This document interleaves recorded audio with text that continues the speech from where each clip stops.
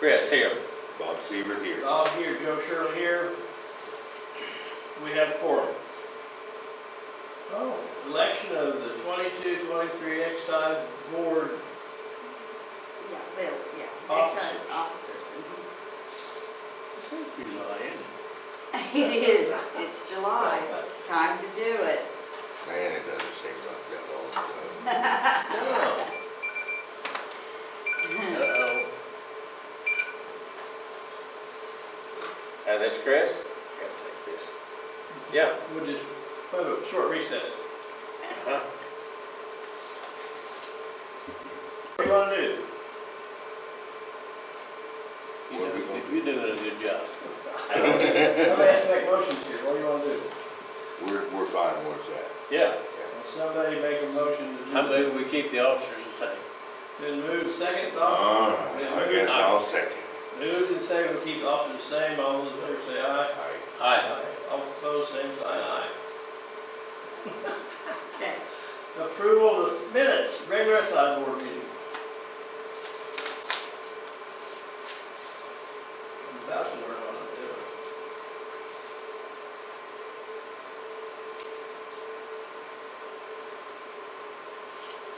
I move we approve. I'll second that. Moved and seconded, we approve. All in favor say aye. Aye. All in favor, aye, all approved. Reapprove temporary appropriations. Why are we gonna do that for? I know, first of the year, we have to do them again. We don't have, you don't have to sign them, we just have to, One at a time? We do them all at once. they haven't changed, so if you want to do them all at once, I think it's okay. All of them the same? Yeah. All right. I move we approve it. So move we approve all the Second. temporary appropriations. I'll second, all those in favor say aye. Aye. Aye. Motion carried. Approve or disapprove application for temporary appropriation to Town of Freedom. Explain that. Okay, so they didn't get theirs in June, but they need to have it approved so that they can get their budget done. And so, they're gonna do 90% of last fiscal year, so that's gonna be this year, start out with $86,098.25. So, Okay. I make a motion we approve. Move we approve. I'll second. Chris second. Those in favor say aye. Bob? Aye. those do need some. Joe? Yes, aye. We don't need to sign it or just? Yeah, all three will be signed. Hello.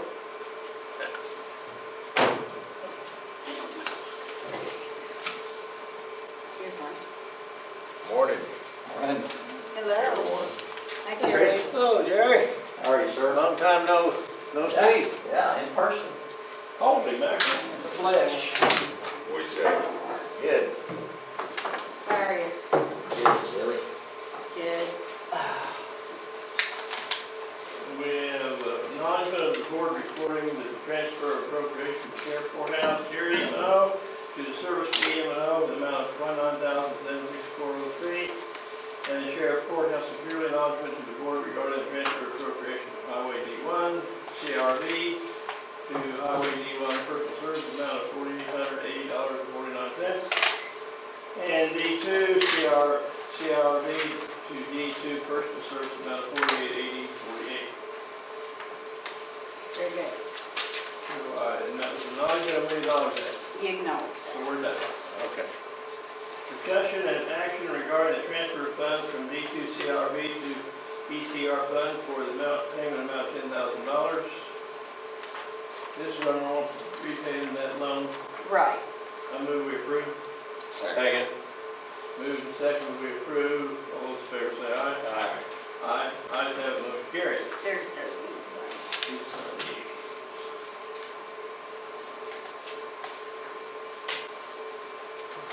We're ahead of schedule, but I think we can do target. Well, it's the first one. Got any new business? I do not. Okay, we adjourn the Excise Board and reconvene as Equalization Board. Need a motion on I that? move we adjourn. I second. Move we adjourn and reconvene as Equalization Board. All those in favor say aye. Aye. Aye. Aye, motion carried.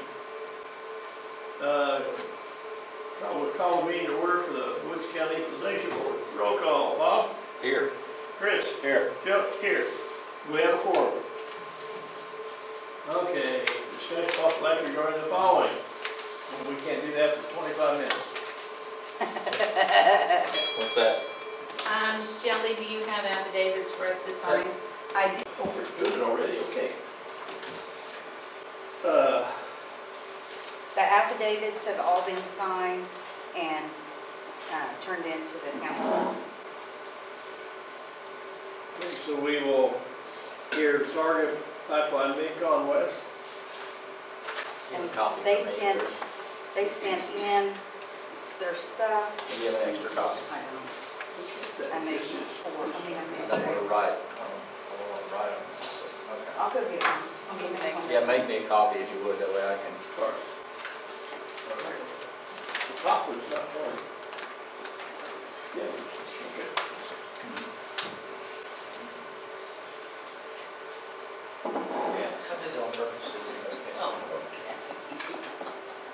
Am I the only shuffling here, then? Yeah. Well, you're such a detailed person.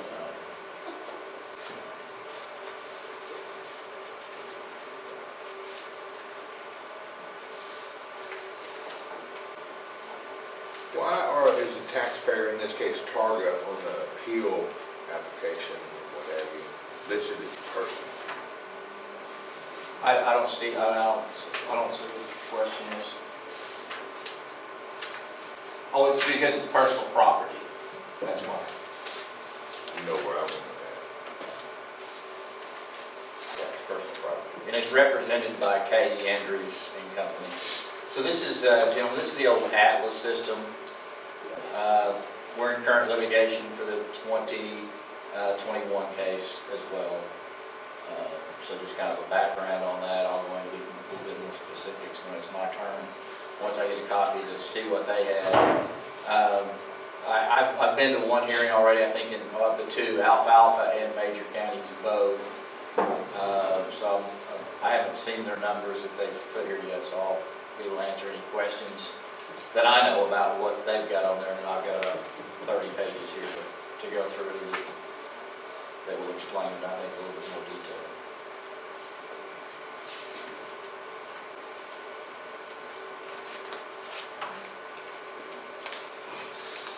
So sorry. That's fine. Okay, so if you guys want me to review their stuff for you, kind of read it in the record, I'd be happy to do that. The 2021 market value, this is according to Target on their evidence, is $268,365,874. So that was last year's value. That is in current litigation for last year. Our initial notice this year was $308,178,37.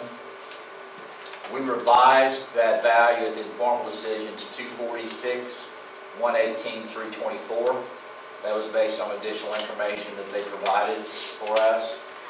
The opinion of market value, KEA, which is Ken Andrews and Company, was $51,807,536. And their opinion of the income approach came in at $75 million. They say first, KE does not feel an increase in value is warranted for 2022. Last year we were at 268, and this year we're at 246. That is an 8.21% decrease on the values that were not settled on 2021. Although value is lower, we still feel the amount is over market.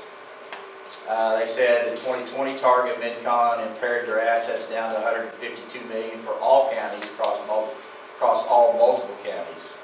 Those counties include Alfalfa, Blaine, Dewey, Grant, Garfield, Kay, Kingfisher, Major, and Woods, and Woodward. They impaired these values because of two main reasons: utilization and income. The pipelines in Alfalfa County are currently running at 5.4% of design capacity, and they've got a kind of a spreadsheet down there below that. So this year, Target West has only generated $26 million, not just in one county. This is their full income counties involved, discussed earlier. If we were to do an income approach to value with a 12% cap rate, that puts Target at $220 million in Woods portion at $75 million. So this is the income statement that they sent. The highlighted income on interest on the Targa has nothing to do with the operations asset. The sum up utilization income so low, you can see why we feel these assets are overvalued extremely. So this was the financial statement, and then on each page, back here in the back, is their formal appeal, their opinion of values. And I don't, if I could have maybe Cindy, what would total up these appealing values if somebody's got your phone or something for that? And those are broke down by school district. That's the reason there's so many pages, because we do them by school district. Yeah, I'm going to pass out my packet now. And I've got some of the same things that he has in there.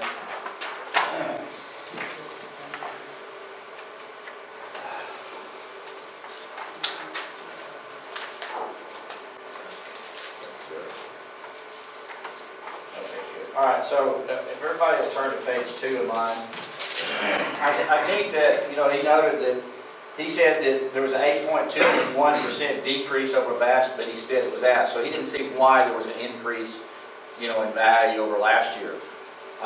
So these are the market trends that we see across the state, in the industry, across the U.S., that the 2021 versus the 2020 market conditions. The actual trend factor for replacement cost new went up about 121% or 21% more. That means things today cost 21% more than they did last year, inflation. We can see that everywhere. If you look at historic commodity prices, 2020 versus 2021, we have a 185% increase in natural gas MMBTU. So there's one of your market indicators. You're getting more for the product. You can see that COVID really hit us in 2020, gentlemen, at 208, which was last year's market price. NGLs in the same manner. The NGLs are driven, the plant generations is the NGLs that they're extracting. So there's only worth 39 cents a gallon last year, and there's 78. So you can see an increase. While we do have a value decrease from last year, I'll explain why we have a value decrease here in a minute, because of the utilization factors that they have. Historic multiples of EBITDA is earnings before interest, tax, depreciation, and amortization. You can look, the over average of the main players is 133% year over year. So they have a 133% more margin than they did last year, basically of net income. Targa has 144.45%. It's not the largest in the group, but that is the answer. So the next page is just historic commodity prices from 2017. These are all from Targa that the information came from. On page 4, you can kind of see a graph, 5 and 6. So let's talk about it. But for the record, I want to put this on the record because this is important. The KA's opinion of value is $51,807,536 according to their affidavit that they sent in today, okay? Their opinion of market value is $75,025,000, okay? But their formal appeal that's going to go on to district court one way or the other where you affirm their value, their opinion of value on these forms is $27,021,912. Okay? So we're going to keep that number in mind when we talk about this. This is from their information they just gave you guys. Okay? So $27,021,021. That's the total? That's their total market value, really, that they're stating to this board, even though they claim this other. Okay, that's very important. All right, page 7. So let's talk about this. In 2020, from K. Andrews and Company, Nolan Williams, which is the same person that did this, they protested the value in 2020 of the assessor. Their opinion of market value was $163,996,680. If you guys, everybody see that. Their opinion today is $27,021,912. So keep that as in 2021, on the next page, their opinion went from $163,996,680 to $17,115,128. That's currently in litigation from last year. Okay? So there's 17 million versus our 268 million. A difference of about 260 million, or approximately $2.6 million in taxes, is tied up in litigation. Because they put their opinion of value to be 17 million versus the 268. Okay? So regardless of what we determine today, that side on it continues on in court. Yes. Well, if you go with them, then the assessor will appeal your decision on the valuation. But I don't think that's going to happen. I know this board. I know my wisdom is going to bring you guys around to what the market value is on that. How do they determine that that's so much less? I'm going to get to that. It's a great question. You guys always ask. That's a big spread. You guys always ask great questions. That's How did huge. that happen? That's huge, it's not going. Yes, sir. Yes, sir. I'm going to get to that. Okay. So 17 million. So this year, their opinion of value, I've got the total county protested value around 60 million on page 9. That's not correct. The actual is 27 million that they wrote on that page right there. So their opinion of value is 27 million for this year. It's certainly not what he signed an affidavit under oath saying that he's got a $51 million 807, and he signed another one under oath that the income approaches 75, and he has another one under oath that's going to go on to court for 27. So which one under oath are we going to go with, gentlemen?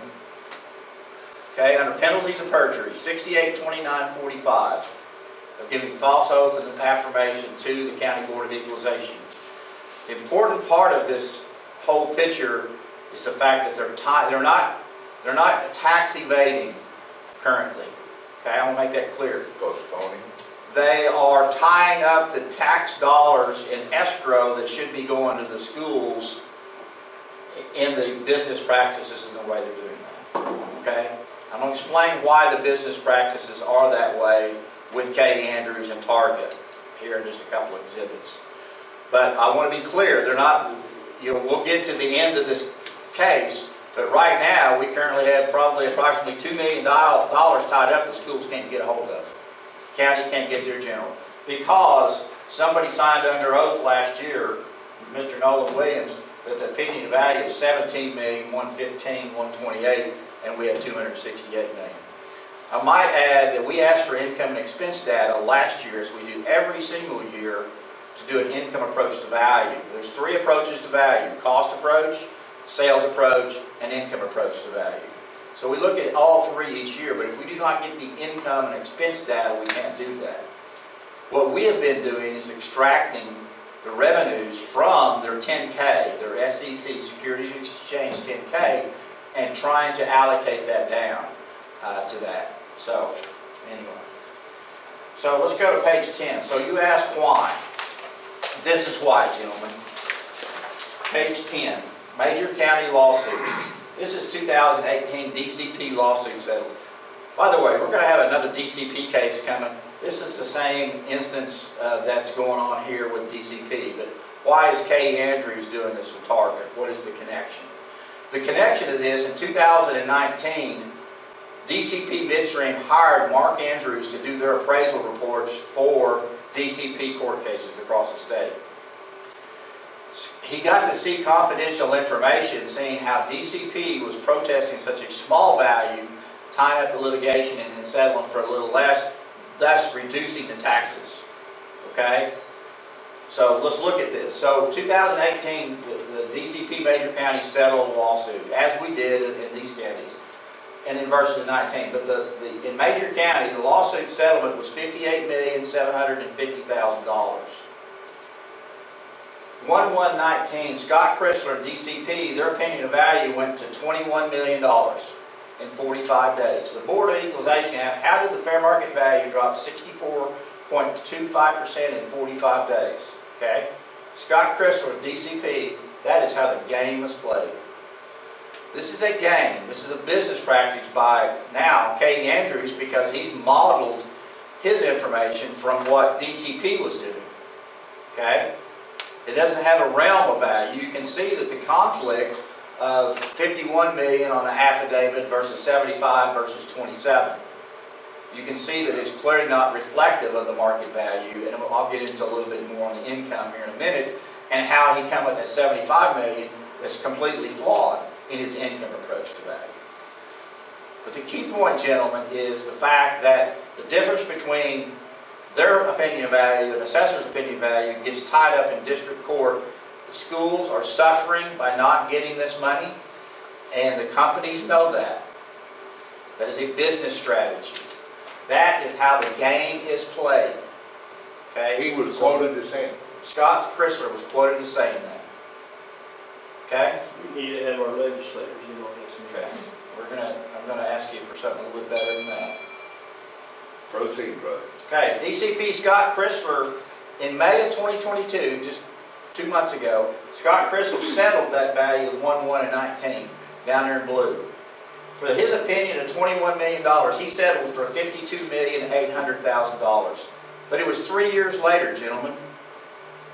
Does this bear interest that it's tied up?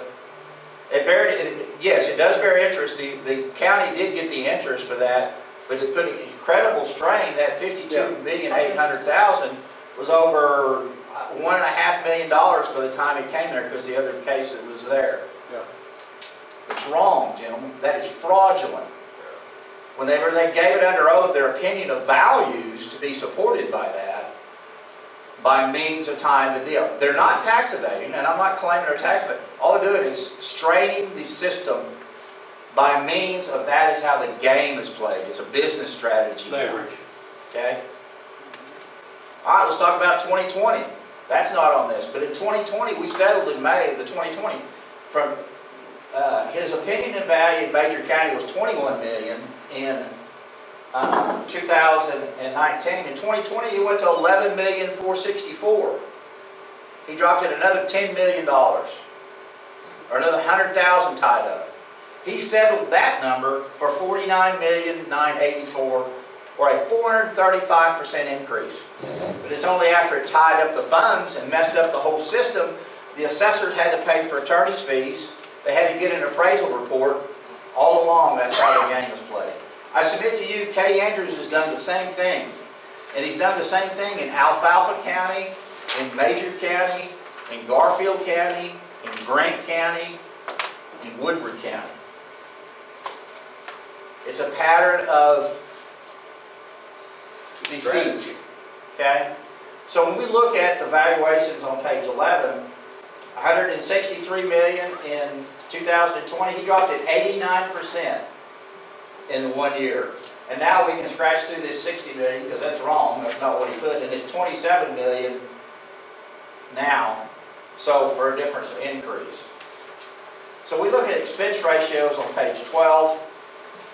This is the average expense ratios for companies across the industry. So the average expense ratio for 2021 was 31.53 and an average of 33.6. When we do an income approach to value, you take potential gross income.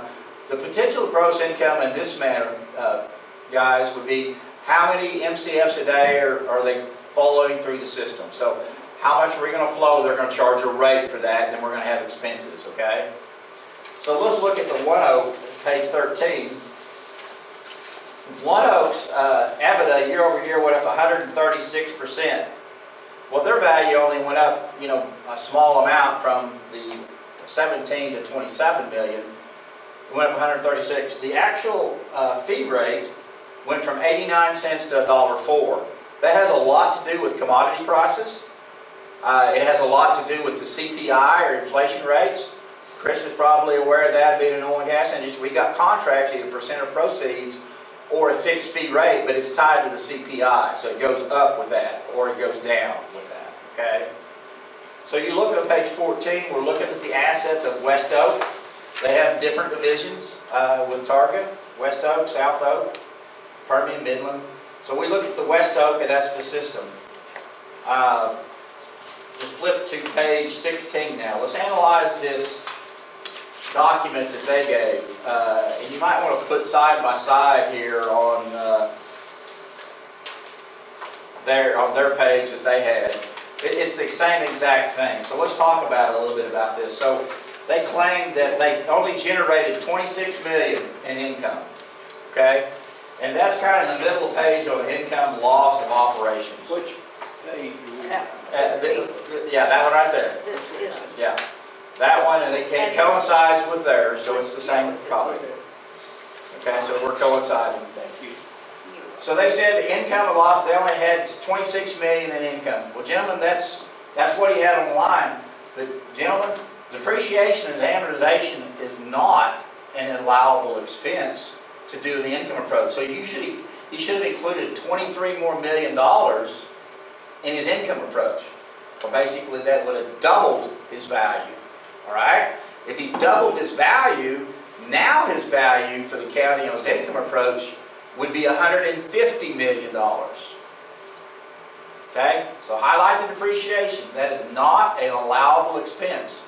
We also take issue with this 12% cap rate. That's excessive. Okay? The average cap rate is about 9.81%. The higher the cap rate, the lower the value. Okay? So we're just doing this as a check for the income approach. While we normally do the cost approach, it is allowable. So another thing that I find interesting, he says, well, we had $15 million in interest for the facility, but that's not to be included. Well, how is that not to be included? We don't know what that was for. Are they generating interest expense for cause of lease of pipelines or something and putting it over in interest? But that's another $15 million in income that should go to there. But again, gentlemen, this is just one page of financial statement, not the complete financial statement. I would also point out at the top of the page, you see third-party revenues is 31. You see the total revenues of 395,836. Where's the rest of the revenues? Why can't we look at the rest of the revenues and see how they're generating that? This is an incomplete statement, but I'm taking it at its face value just for demonstration purposes, okay? So we already know that his income approach is half the value because he got $23 million in depreciation and it shouldn't be. Another claim would be $15 million in the other income for his direct capitalization. Okay, so go to page 17.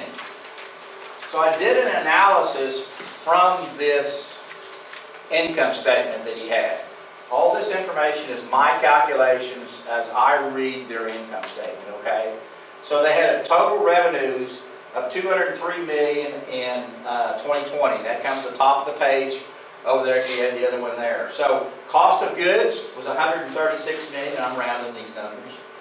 So that made the gross margins of about $67 million. I went online to the 10K because to find out what was the throughput of the system. That's the other key point. Remember, he talked about utilization over here. He said his utilization on the system, I don't remember. He said the utilization of the system is 5.4%. When I look at the plant system in there, what the plants are designed for, he's trying to do a pipeline theoretical capacity at 100%. We look at the plants that are tied to the system, not necessarily the pipeline system itself, because you can fudge the numbers. So I went online and I found out what's the actual capacity of the plant and what the throughput. That's what I measured in utility, not this 5.4%. But I took the volumes that went through the system from their 10K, from the West Oak systems explicitly, and it was 249, so they had a total volume. So their average fee rate, gentlemen, in 2020 was 74 cents per MCF. Everybody see that at the top? Okay? If you looked at, I think the One Oak was 89 cents per MCF. Okay, so it's a little bit different in their structure. I had another company that was at 91. So it's what it is. But these are their numbers. So we go to 2021, and their average fee rate's $1.08. That's a tremendous increase over the margins year over year. Yet his value, while the margins went up, his value only increased a little bit from his other information. So I took his gross margins and I calculated his operating expenses from what he claimed is in the operating expenses. If you look right here, his operating expense ratio that they're claiming on this, that it's unaudited, they're saying his expense ratio was 48.47 in 2020 and 41.74 in 2021. That's out of whack with market. Without seeing the other expenses and find out how much overhead that they had, we don't know that to be correct, okay? But just from that point alone, I did an income approach to value like he did. If you look on 2021, my income approach to value using an 8.37% cap rate, my income approach to value came in at $585,266,655. Okay? His income approach to value came in at $246 million.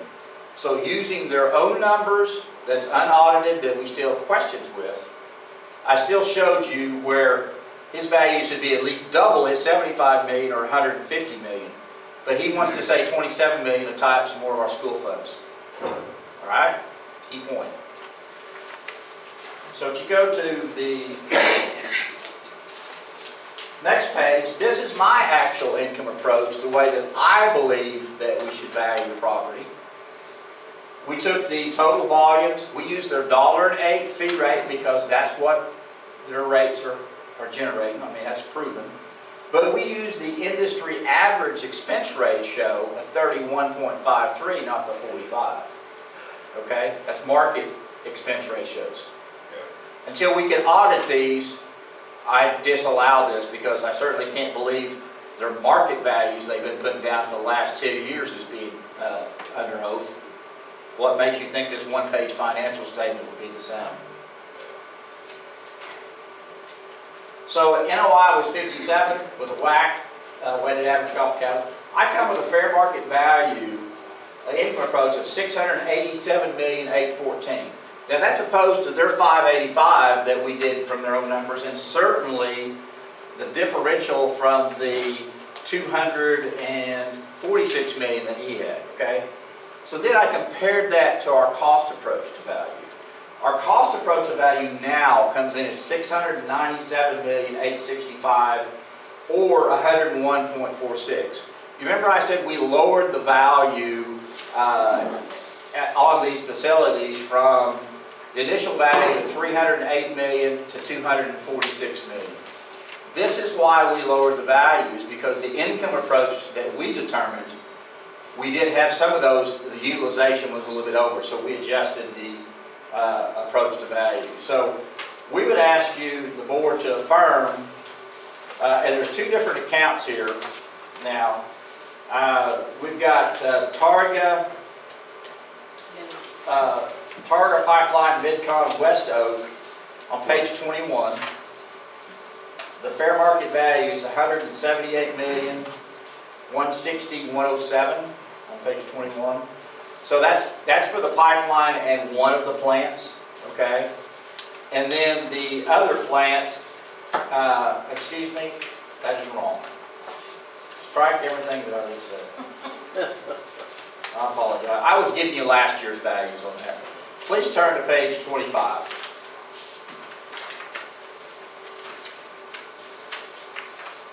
So this year's value on the Targa Pipeline, Midcon, West Oak is $156,177,330. So you can see that little bit of decrease that we had for that.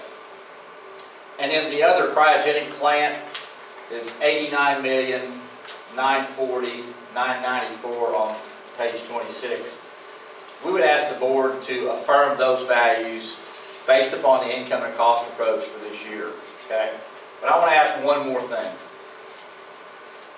Everybody's familiar with the EPIC school system, fraudulent, costing the taxpayers money across the state.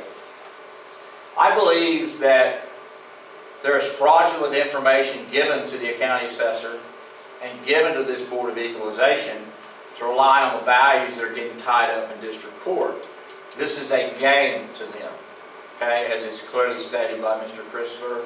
And because Mr. Andrews is the expert for that, he has followed the same pattern. All those values that I talked about, your values that went from 168 to 17, happened in all of the other counties, okay, as well. So all of those other counties are in litigation except for a couple where they mixed the protest. But Governor Stitt called for a forensic audit of EPIC related to the financial. Who did? The governor? Governor did. That's how that started. So Byrd faced unprecedented lack of cooperation, roadblocks that greatly inhibited progress and significantly prolonged the time frame. DCP has been in litigation in this county since 2016. We're going to get to them in the next protest hearing. You'll hear a little bit more then. It almost feels like Groundhog Day, year 7 here, where we're having the same problem.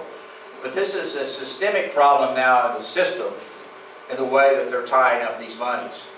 I would ask this board to make a motion to turn this information over to the district attorney and ask for a grand jury investigation in the practices of the valuations and how they're submitting them under oath and they're not supported. That is all of this information that we have is under confidentiality. We cannot get this out into the public information. While we have newspapers here that can do that, we can't give them this information. But I would probably ask for them to look at the open records Act and request them. And then if they deny it, we don't get this into the public. I testified in front of the interim study last year on this problem. I brought up this case and a DCP case for that, to point out the issues. That didn't take any traction. This board, because you've got to see the confidential information that the House of Representatives couldn't see, or the public can see. You can see what's happening here. Okay? You see the value. You see the fraudulent returns that's unsubstantiated that they signed under oath that's being supported. I would ask that you turn this over to the district attorney, ask for a grand jury investigation, possibly a multi-county grand jury investigation. I will let you know that Alfalfa County has already done this. Beaver County has already done this. Carter County has already done this. And we're going to have more to follow. The only way that we're going to stop this problem or help this issue for the schools and this money is to expose them for what they're doing. The same attorney for DCP is Target. So they have the same attorney with the same strategies and the same power. So I would ask you guys first to make a motion to affirm the assessor's value. Secondly, to ask the district attorney appoint a grand jury investigation where we can then bring all the information that the assessor has and everything else in front of the grand jury to see where we can't bring it out into the public. This is a public meeting. How come our information that we have in this meeting that you presented right here, how come it can't be identified and used? It's a very good question, and that might be the Freedom of Information Act that you push on the other side. But if you'll notice that when you see these others and they're confidential, they say they want to keep it confidential. Well, how can they? This is I know. an open meeting. Well, because statute says that anything given the board should be held in confidence. I think that certainly could be challenged. Let's go to the last page now. And this is the basis that I'm talking about, what's at stake here, and what's happened, and why we say that. I mean, they put some guys in jail over this, on ethics, for doing some of this. This is what we're talking about in tax dollars. This is the part right here that is what we're talking about. In 2020, we had the Woods County valuation that's in litigation. So we've got litigation for 2020, 2021. You was the only county in 2020 to have litigation. Okay? Their opinion of market value was $163 million, and ours was $255. So that's a difference of $90 million. Okay? Go to the next year now, in 2021.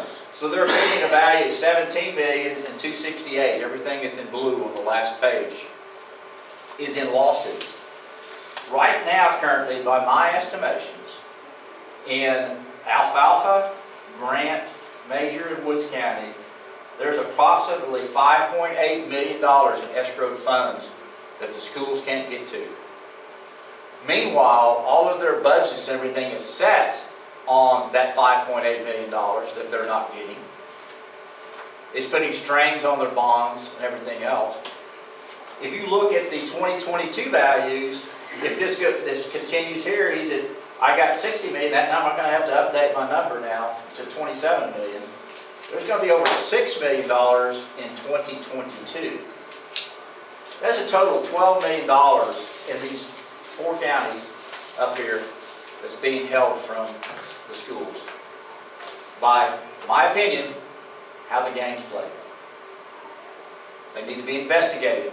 They need to be exposed for what they're doing, and they should be able to defend their values when they come in and say, our opinion, the value is 27 million this board, but we said, oh, well, we got a KA's opinion is the 51 million, and we got a 75 million, and then when they didn't conclude that it's really 150 million, that's wrong. And we're not going to, and when we get to court, a lot of this stuff, it's a de novo trial, they choose to ask the judge not to include anything that goes on the board, because it's a whole brand new trial. We can't expose this information. We can certainly expose this information with the media here. She's an advantage. She's the only one in the state that's got this story now, so, because nobody else was there. But I would ask you to affirm our values and make a motion to have a grand jury investigation into Target's practices. I make a motion, we affirm the value.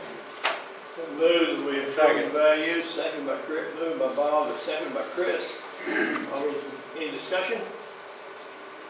Seeing none, I'll call for the question. Also make a move that we. Oh, we gotta finish this one first. Vote yes. Yes. I, Yes. Motion carried. Now, Bob.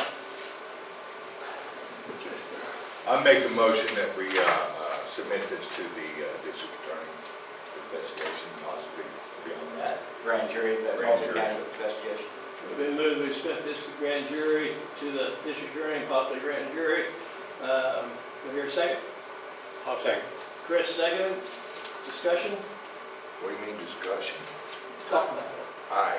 That's- I thought we Robert's was rules at of- high point when we got. No, Robert's rules. So we started slipping the discussion in there for the first time? No, I'm not picking on you, I just No, need this- consistency. you're supposed to be able to discuss every motion. Why Call for the today and question. never before? I just didn't do Neither did I, neither it. did We you. should have. Did you, Yes, Chris? but generally speaking. Call for the question. We have voted, we have. I know I missed last one, so maybe y'all did something. Okay, all those in favor say aye. Aye. Aye. Motion carried. All right, Jerry, let me ask you, you mentioned, and I'm looking at it from the Winoka School District position. We have a lot of area in Major County, some in Woodbury County. Now, your evaluations going to Major County, are they included in the Winoka School District as a whole, or is it just what's in Woods County? Just what's in Woods County on our values. Woodward County would have their own values. What about Major County? Major County would be the same way. Are you working with Major County? I'm working with Major, and I think that Woodward County is going to go with me this year, finally. Okay. So yes. Well, in our case, there's a lot of school district area in Major County, a little bit in Woodward County.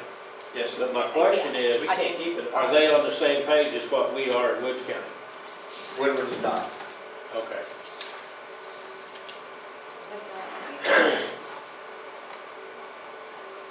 Okay. This will be for the next DCP.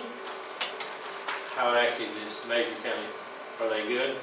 Yeah, they got some more drilling going on this year, now, in addition to property, and the volumes are staying fairly steady.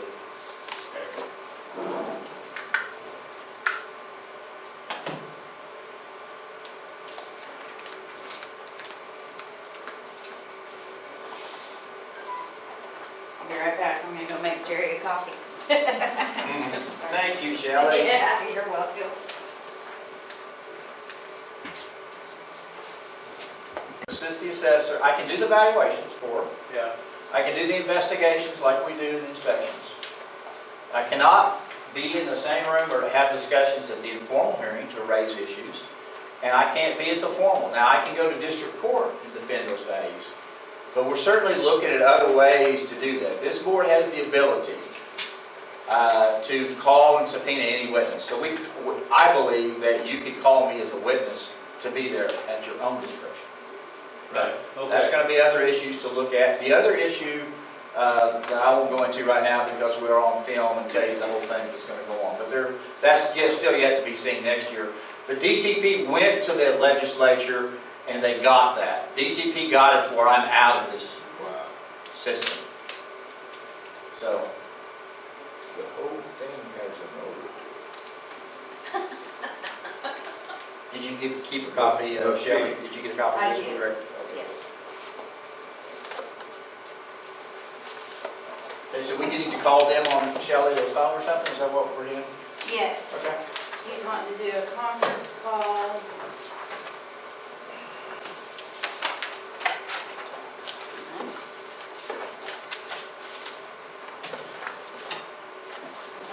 So this is what he sent me.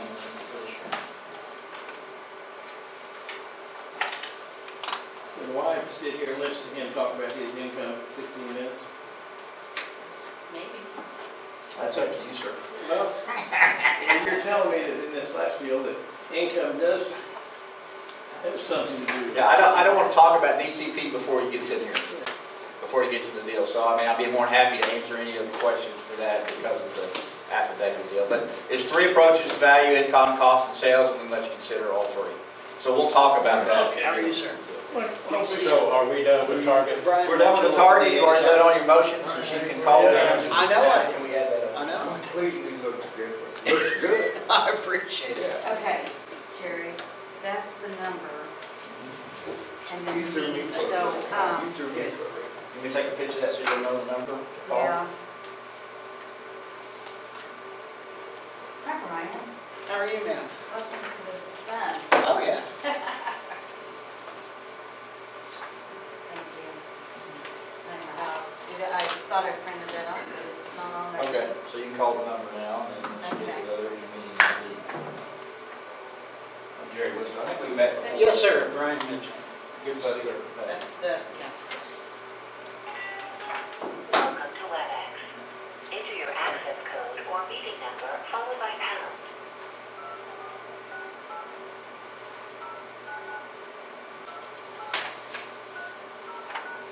Enter your attendee ID number followed by pound.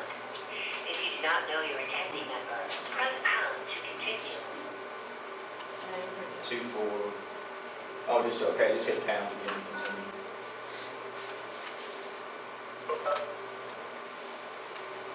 Okay, join now. Hello? Hi, this is Scott with DCB. Hi, Scott. This is Shelley Reed, Woods County Clerk. Hi. Hi. Okay, so, let's see. We've got Bob Sievert, Chris Olson, Joe Shirley, Jerry Wisdom, the Assistant DA Brian Mitchell, Assessor Renetta Benson, and Cindy Tomberlin, First Deputy.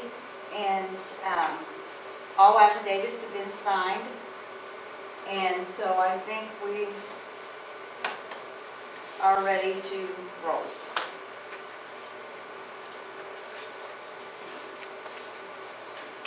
Can you hear us okay? Yes, ma'am.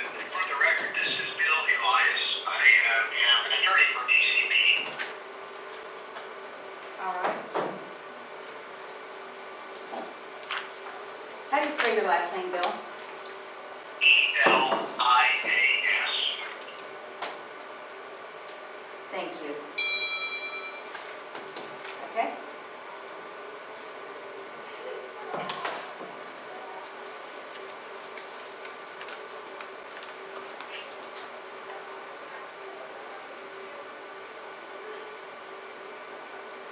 Scott Christian will make the presentation on behalf of DCB. Okay.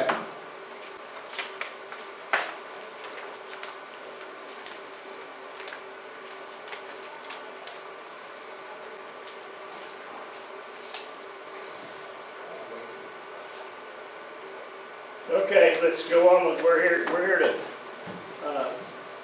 discuss your appeal that values your property. Let's hear your reasoning why. Okay, yeah, fair enough. First and foremost, Scott Chrysler with DCP. Want to thank the board for their time this morning and hearing our formal appeal in Woods County. Just for information, we did have an informal discussion between the assessor and task back on June 9th. There were no questions from either the assessor or task on the same data I'm presenting and information to you today. Jumping to the document that we provided, you'll see on the first page, top of the page, is a line graph that would indicate our allocated results for Woods County and our Mid-Continent region.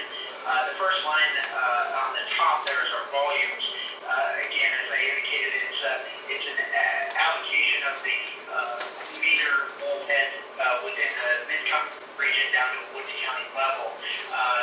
Year over year, we're relatively flat in the volumes, but certainly we presented the 4 years so you can see the trend, which I think is important in understanding the overall picture here as I go through the data. Again, over 4 years with the volumes, we're down from a 2.6 to 1. About 40% over that time period.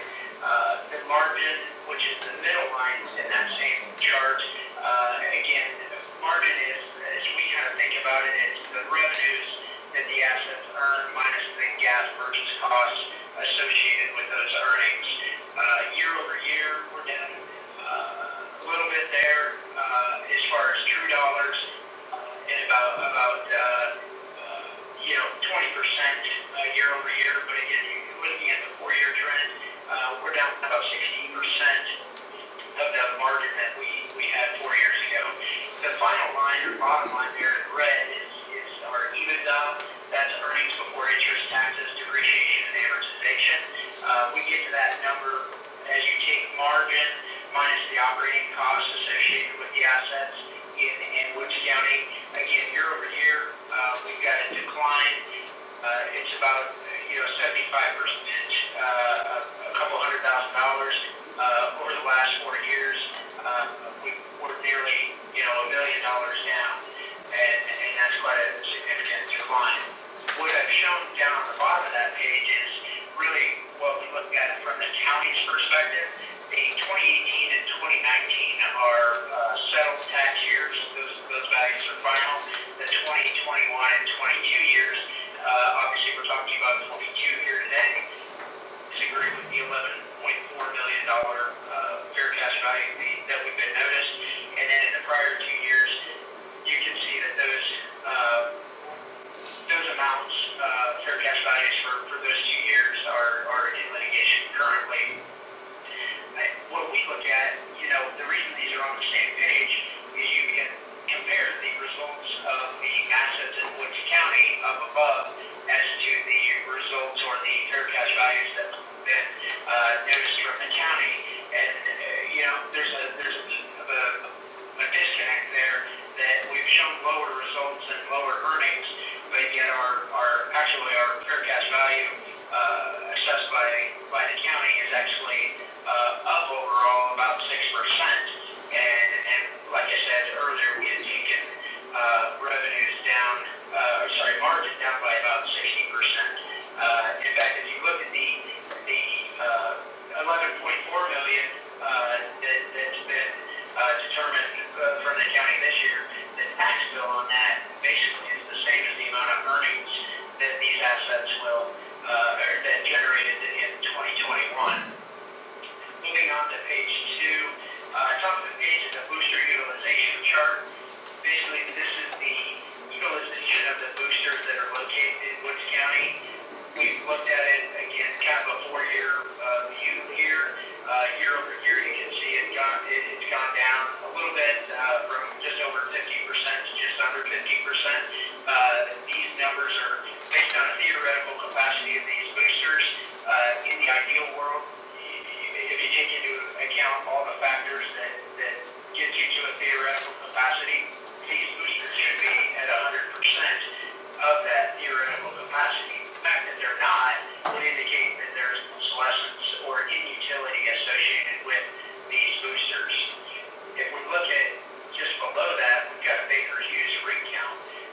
And this is third-party data. This isn't specific to DEP, but it does show the rig count in Woods County over the last several years. I guess in 2021, rates to report. Again, this is their data. We're just using it to, again, support line in our volumes, which I indicated earlier, are down, over the same time period we're looking here. Again, if you're not adding rigs in the field to pull product out, then you'll naturally deplete that resource, which is what we're seeing here. On the third page, just a quick list of the boosters that we've rendered.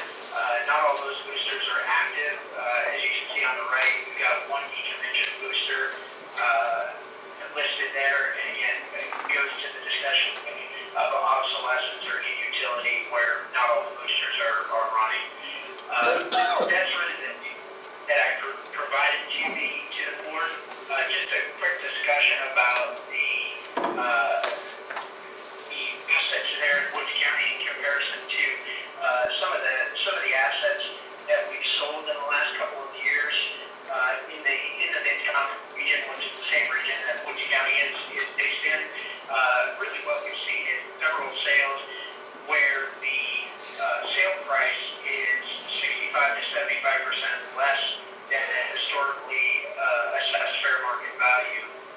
And if you're using the same kind of methodology this year as what was done in the past couple of years, then it tells us that these assets are still overvalued. In fact, 19, 25, 35% is what we've seen as far as the ratio of fair market value to sales price. If we apply the same thought process, you get pretty close to our rendered value or what we're asking the board to approve. And I think that's probably a more realistic view based on these sales as they occurred, just south of Woods County, to the west of Woods County, to the north of Woods County, all in the neighborhood, if you will. So we believe that our rendered value is more reasonable and appropriate for the facts and assets as we've noted in the rendition. We would ask the board to approve our value of $2,402,910.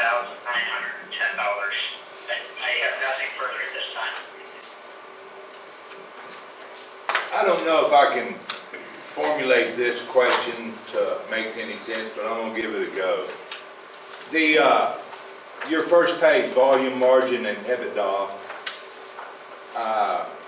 there's a significant spread between the EBITDA and either the volume or margin. What is, it starts at 50% just off the top of my head, the difference between, that would be margin and EBITDA, say 2018, 2.1 million, that's about 55%. Is that typical? I can go across here and get some big, larger percentages. I'm doing this off the top of my head, but what's normal? Is that unusual to have such high expenses?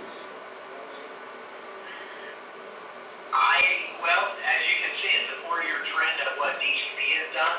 I can't speak to competitors.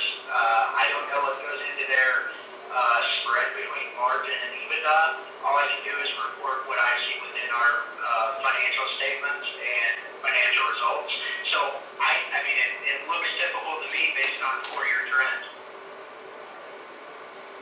Okay. So, I'm not being sarcastic, it's just best way I know how to form this question. So during a board meeting, do you suppose there's ever any discussion about reducing expenses based on just these 3 lines I'm looking at on a 4-year trend? Is this an area of concern for the organization, DCP itself? Right, so our Mid-Continent region, which includes Oklahoma, Southwest Kansas, and the Texas, that area for DCP is not a strong area. We don't make very much money there, and we have no capital growth. It's a depleted area, and we don't look at that as a potential growth opportunity. So, without getting into too much non-public information at a high level, it's just not an area that we plan on focusing on in the near near future. Okay, thank you for that. Yep.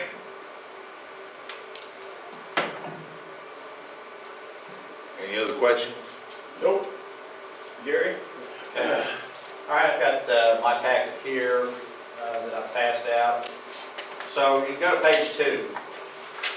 So you look in Major County, we've had lawsuits. This feels like, to me, gentlemen, Groundhog Day again. This is the 7th year that Scott Chrysler has been before this board, each ending up in litigation in each year. So it's continuing trend. I guess it will continue into the future. But that being said, in 2018, one of the lawsuits in Major County was settled with a settlement value of $58,750,000. Scott Chrysler and DCP came back with a market value in Major County on 1/1/19 of $21 million. The Board of Equalization asked them, how did the fair market value drop 64.25% in 45 days? To which Mr. Scott Chrysler responded, that is how the game is played. So this is a game to Scott Chrysler and the DCP about giving low values and tying up money in district court. The results of that was a lawsuit in 2020, to which in May of 2022, which is 2 years ago, he settled for his same opinion of $21 million.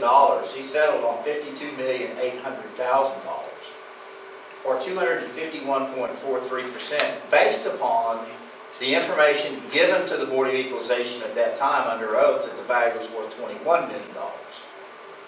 Furthermore, in 2020, Mr. Chrysler continued that way in Major County and, by the way, in Woods County and every other county in the state of Oklahoma that I've been involved with. He rendered $11,464,620, and he settled on $49,984,000, or 435% increase. Now, while that being said, the county had to spend excessive legal fees, other appraisal reports, and continuance on that, while the money sat in escrow, and it grew interest. It's not tax evasion. It's merely he's tying up the monies that could be given to the schools with an excessive manner in the ways that he's doing them. So if you look on page 3, in 2019, Scott Chrysler's opinion of value here was $5,252,501.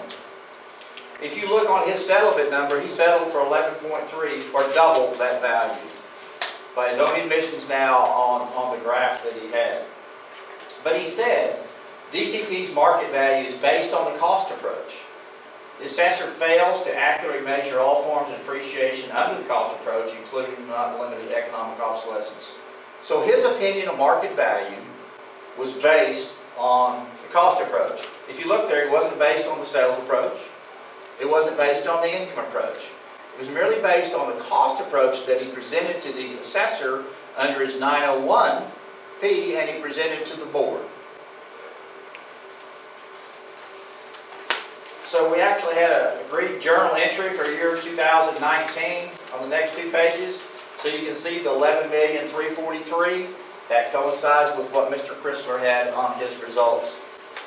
But we go to 2020. And by the way, gentlemen, just for the record, tax years 2020 is in district court currently.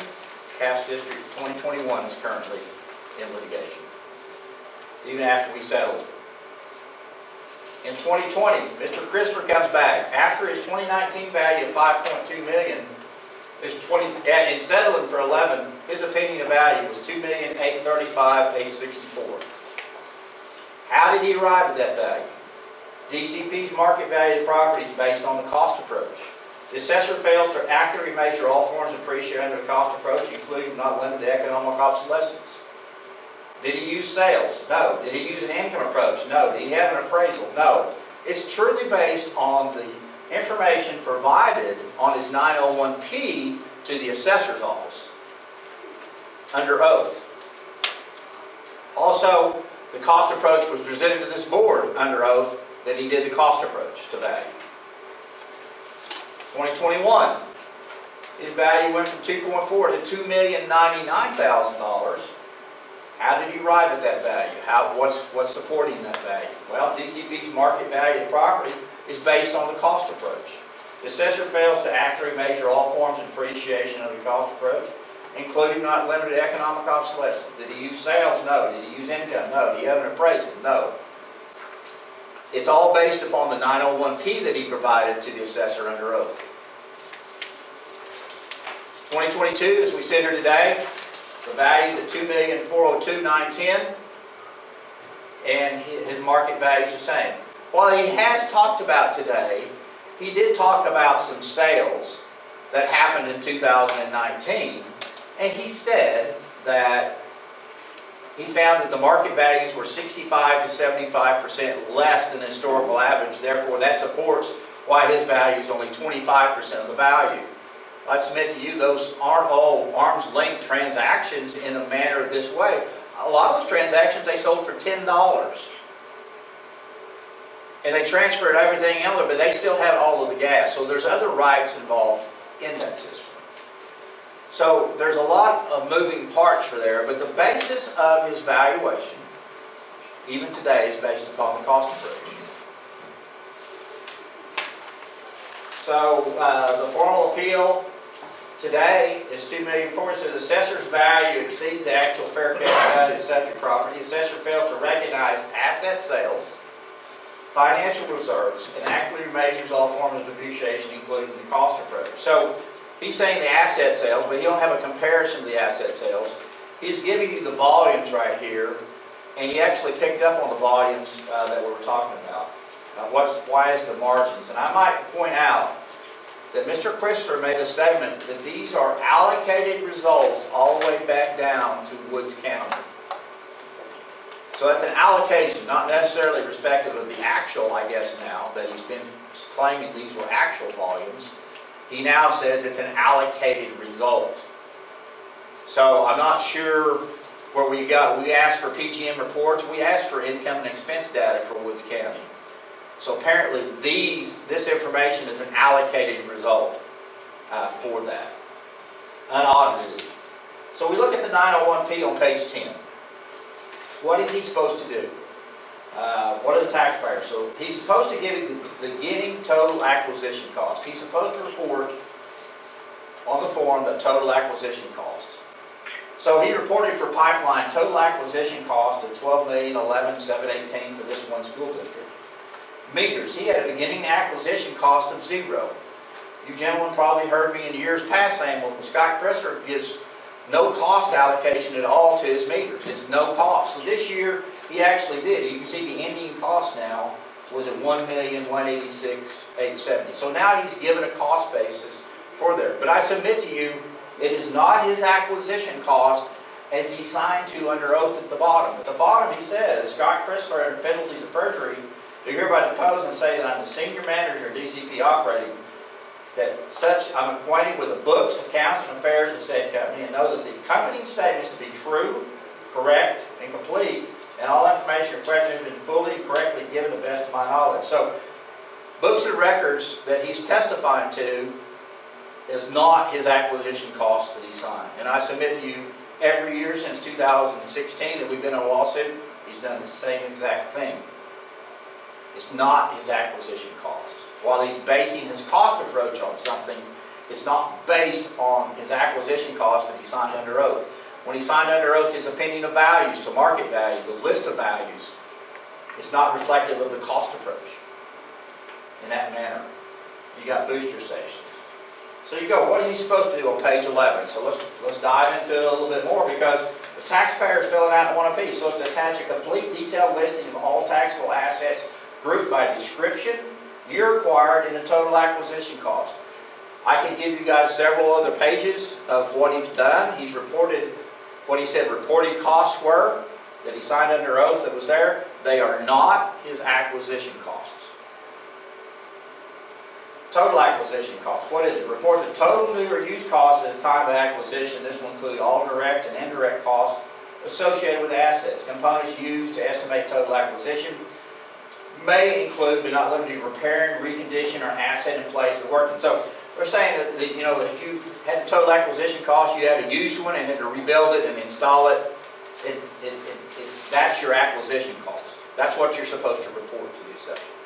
If you bought an asset, a used asset in 2021 and it's a 2019 asset, you have an acquisition cost in 2021, then the assessor starts your depreciation. Page 12. OS Statute 68-2945, false or fraudulent lists or information. This statute is cited on the 901P, and it says if any person shall knowingly or willfully make or give under oath or affirmation a false and fraudulent list of taxable property, or a false and fraudulent list of taxable personal property under the control of that person, or required to be listed by that person, or shall knowingly or willfully make false answers to any question put under oath by any person, board, or commission authorized to examine under oath in relations to the value. That's what we're here today. We're talking about the value of the assets. He signed an affidavit under oath. Or amount of any taxable personal property, a person shall be deemed guilty of a felony of perjury, and upon conviction shall be punished as provided by law for the punishment of felony of perjury. So there's some pretty stiff repercussions for there that have gone unnoticed for 6 or 7 years. So when you go to page 13, this is the expense ratio. I find that you caught right on too. His expense ratio for this year was 88.88%. And again, this was an allocated result. So we don't know how much allocation that he's given for this, how much overhead that he's having, but it seems awfully odd that it's 88.88%. Page 14 is booster utilization. He said this was the theoretical capacity of the boosters. We disagree with the method that he's using for the theoretical capacity. He's estimating that a compressor is going to be functioning at 100% when you set it. That's not true. We're not designing a compressor to do exactly 100%. So that when he has this, he's got about a 48% utilization method. We went ahead and used this in our cost approach to measure economic obsolescence. We took it for what he said, while we still disagree with his theoretical capacity. When you install these, he's not installing these compressors, he's installing compressors across 58 to 60%. So that would be more of a difference in the utilization factor. But if you look on page 16, when we look at the average midstream expense ratios, you caught on to it right there. The average expense ratio for 2021 was 31.53 for the midstream industry. He's saying it's 88.88% on an allocated basis. That smells. So when we look at that, what's the anomaly there? The cost approach on page 17. Using the cost approach, and as Mr. Christopher signed under oath, that's what he's been using every year, the cost approach. The appraiser starts out with current replacement cost new. I submit to you, gentlemen, he has not started out with current replacement cost new in any year that he's done this since 2016. And furthermore, when he added an asset, it's not the total acquisition cost. He may use a OTC manual for something like in 2021 if he added, I don't know if he added anything, he used the OTC. But it's not his total acquisition cost. And when he started in his cost approach, which is the basis, gentlemen, of his $2 million value, and has been the basis for several years, is current replacement cost new. That's strike one. So then you appraise the property, then deducts for loss caused by physical deterioration. He does not use physical deterioration as a loss in value. He uses economic life instead of the physical life. Most of these pipelines physically last 100 years. That's a 1% depreciation. He's using economic life. Strike two on the cost approach. Functional obsolescence and economic obsolescence. So when you get to the end, the value is not right because he didn't start with current replacement cost new, and he didn't start with physical deterioration. That's strike three. Page 18. So you remember I said that for years he had not been reporting the total acquisition. He had a zero cost on the values. He did utilize the OTC manual to report his total acquisition cost. But again, that's not what he was supposed to do. He's supposed to go to DCP's books and find out what it costs to set a meter, because a lot of times they'll charge the operator the price to set a meter. He did not do that. What he did, he went to the schedule and he used electronic meters, a 2-inch, a 93, 49, 12-inch, there. But I submit to you, he can't even read the manual. That's not the total cost of the electronic meter. He should have added the electronic field measure, the building, and the meter setting to his cost.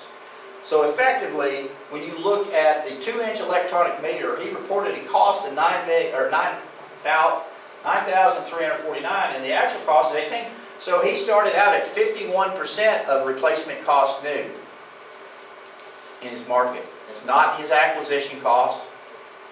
But you look at the salvage value of the meters, the average salvage value, a 10% salvage value, they take them and move them, they reset them, is around $3,937. But he did not start out. But Scott Christopher's cost approach that he relied upon state they have zero market value. He went through theatrics to add the cost, but now they have no market value. They're free, guys. Let's go round them up and sell them. 220 meters of that's $866,000 of market value that he did not include in his cost approach. That's about $8,000 in tax dollars, about 1%. It's not included in his number now. And he said he relied upon the cost approach. DCP has 254.46 miles of pipeline. This is what he reported.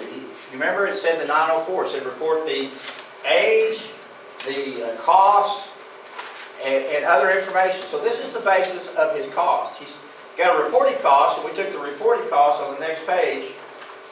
We took the reported cost, divided it by the feet to find out what he's using to report his cost basis. Okay? So when you look on page 21, on 8-inch steel, DCP is reporting a $29.16 a foot cost basis. The OTC schedule is 66.03. That's about 44%. Remember, in the cost approach, you're supposed to start out with current replacement cost new. Or he's supposed to give us the acquisition cost. If he would have given us the acquisition cost, we could have trended it up and then started there. He did not do that. Gentlemen, he's been using a 2015 DCP replacement cost new to render his total acquisition cost every single year since 2016, and we've been in litigation. He's not started at the proper start rate. He did not give us the acquisition costs, as he swore to under oath that it was his acquisition cost. So effectively, by not starting out with replacement cost new in this manner, Mr. Christopher for this year starts out at 53.19% of the OTC schedule. So he starts out about 47% less than the market value of what he had. Before we go through the physical deterioration and through economic obsolescence purposes, all in a manner to have a lower value reflective on his protest form. That's the end result. So you look at garbage in and garbage out. You've probably heard this term before, but it's a concept common to computer science and mathematics. The quality of output is determined by the quality of input. So for example, if a mathematical equation is improperly stated, the answer is unlikely to be correct. Similarly, if it's incorrect data that is input to the program and output. So by Scott Christopher using garbage in, he gets a garbage out number. And it's swore under oath that it is his acquisition cost, that he used the cost approach appropriately. So you look at the next page. So this is what he's been using on page 23, the 2015 schedule on the left. These are the DCP costs, the OTC costs, 15, and the task costs, all the way back to 15. You go over to 2022 on the right. What has happened to the schedule since then? If you look at it, DCP's schedule is still at 100% from 2015. Gentlemen, can you buy anything for the same amount of money that you bought it in 15? And the cost approach, where we start, the OTC tax commission schedule has gone up 160%. Yet every year he's using the same cost approach as he did today, starting out at replacement cost new of the 2015, which isn't the replacement cost new, which isn't his acquisition costs, and it results in a value of around $2.4 million.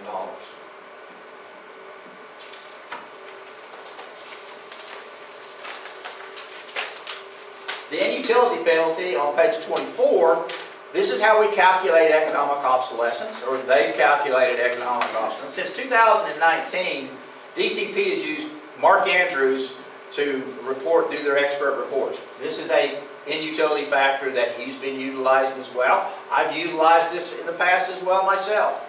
So the calculation says you take the compressor utilization, which he says is 48%, which we disagree with the calculations, but we're going to take it at its face value, divided by 100 to the 6th power equals 64.38, or we calculate economic obsolescence for these facilities in the cost approach about 35.62%. So that means you take replacement cost new, less your physical depreciation, then less another 35% to end at your cost approach. Next page. So if you look on the next page, this is an example of Woods County.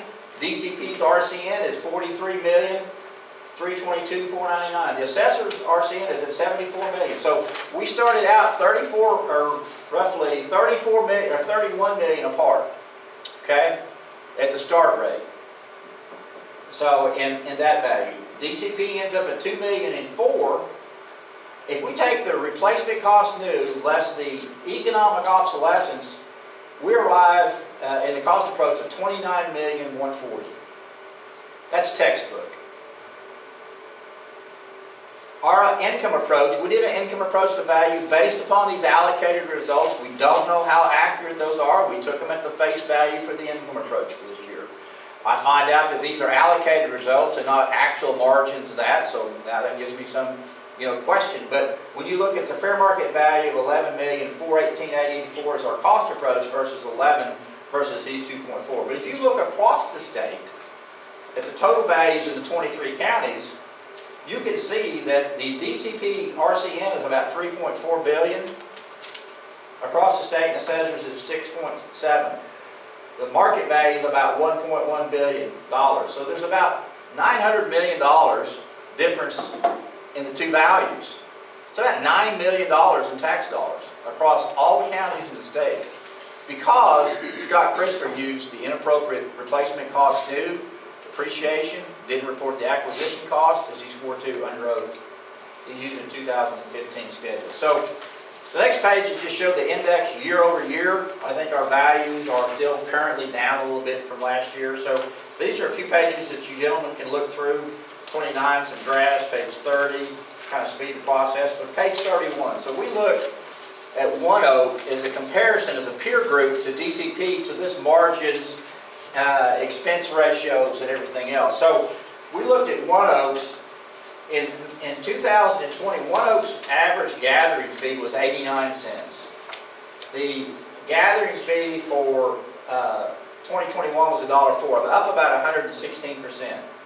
So if you look at the next page, how did this allocated result thing that Mr. Crisper has given to this board, how did that shape up? You had a quick eye on your expense ratios, and I can tell you exactly, if you look now, that's on this page right here. In 2018, his expense ratio on his graph was 57.14%. I think you said 50. We're on page 32. His expense ratio in 19 was 71%. His expense ratio for 20 was 63%. His expense ratio for 2021 was 88%. I'm sorry to laugh. But you show what the price per MCF for the gathering fees was 81 cents in 18, 70, 69, and 56 cents, according to his allocated portion. How does that stack up to the industry average? Go down to the bottom. Well, if you compare 2021, the average was $1.04. DCP said Woods County, we know that the operators are having a hard time struggling here, and the deal, so we're only going to charge them 56 cents to gather their gas, is what they said. The average ratio is $1.04. I don't think that's right, gentlemen. That's not an average rate. But I don't know. I can only take it for its face value, looking at the expense ratios across the board. So On the next page, this shows energy transfers, which is another operator, how much it increased. So I did an income approach to value on page 34. Income approach to value is another method, to look at that. Mr. Chrysler has not done an income approach to value. He just clearly said, look at the margins, and according to the margins of this allocated results, it supports my value in the cost approach. So we used the volumes of the 1.6 million that he claimed that he had, which apparently is the same as last year. So they had the same volumes last year that they had this year. At $1.04, prudential gross income is about 1.6 million. We use the average 3-year expense ratio, not his 88% expense ratio. That's the market. Market rents, market rates, market expenses to do a comparison. 559, so we come with a net operating income of 1, cap rate of about 9.81% for this year. On page 34, Chris. Our income approach came in at $11,262,956. Our cost approach is $11,418,000. He talked about some sales, and I think some of his quoted words was, when we had some sales in 2019, we looked at them, the DCP had, and they were 65 to 75% less than historical values, thus trying to support his cost approach that he did. Well, we had a sale also too that you guys are very familiar with, SimGas. SimGas sold in 2019. Alfalfa, Blaine, Garfield, Grant, Major Woods, that's what we're talking about. We're not talking about a sale that in Texas that maybe had some environmental issues, or maybe they just wanted to transfer tax liability or whatever. But the market value of 1/1/19 was $581,484,752, and 1/1/20 after the sale was $554. Basically about 4.36%. So the indication that the tax schedules of the assessor's values are 65 to 70% more than this because of sale. This sale right here in the same market region doesn't hold water to that. So you can see that we're the same. So let's take it a little bit further. On December 2nd of 21, if you go to page 38, the Enable sale took place. This is a map of the system. It looks like the footprint. It's generally like DCP, except they have some other entities that would cover the Panhandle and Woods County, such as SimGas. SimGas was purchased by Energy Transfer, okay? Enable was purchased by Energy Transfer. So it's the same owner now that we're talking about these two. They just bought this system. So according to, Chrysler's opinion of value, Enable and Enterprise didn't use their market values to come up to capitalize the value. The actual sales price came in about $3.3 billion. So if you look on page 40, an allocation of value across, because we have the luxury of a third-party appraisal to have about 49 counties that we can look at across the state. We had $2.8 billion valued for this year.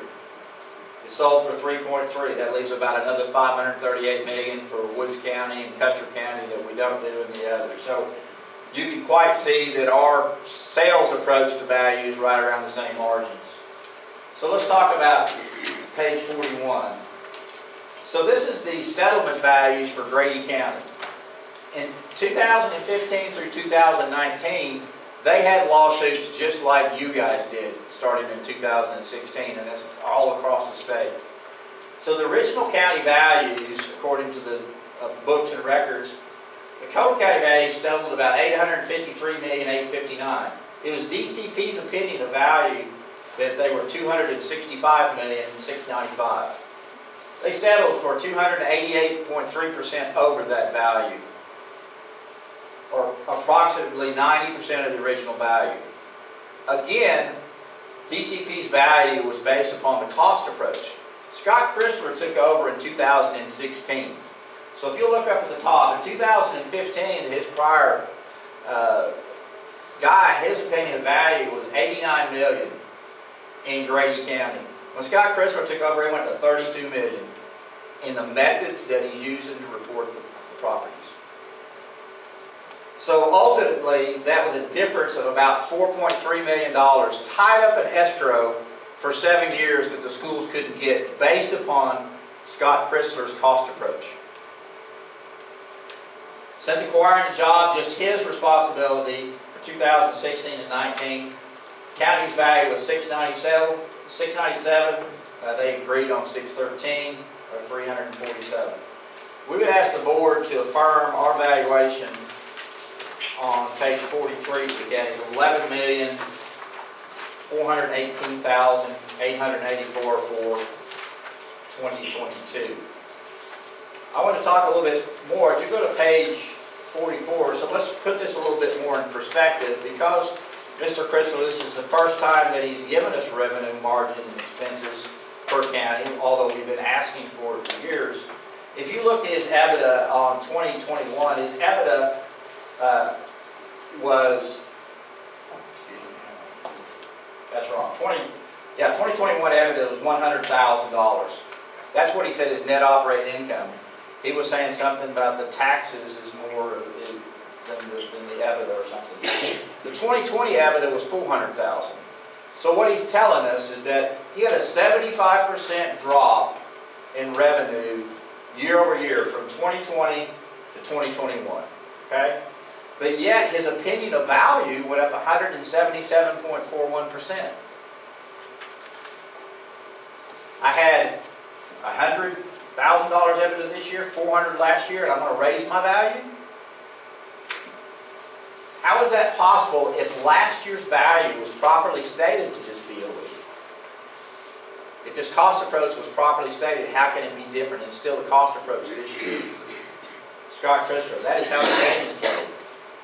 So you look at the 2021 implied value of $2,099,000, divided by the 75%, or 25%, that shows that his market value should have been around $8.398 million. Or roughly, we've got about $63,000 tied up in escrow for last year for this county. Well, it's not much here, it's more across the state. I want to point out that recently in Oklahoma, we had a scandal known as the Epic Schools, that were the Governor Stitt asked for a grand jury investigation for a forensic audit at Epic about his financials and everything. This is school fund money. By them tying up the other money, this is school fund money in this situation too, that they're tying up for multiple years, unquantified, in my opinion. So Cindy Bird found an unprecedented lack of cooperation, roadblocks, and have significantly prolonged the audit.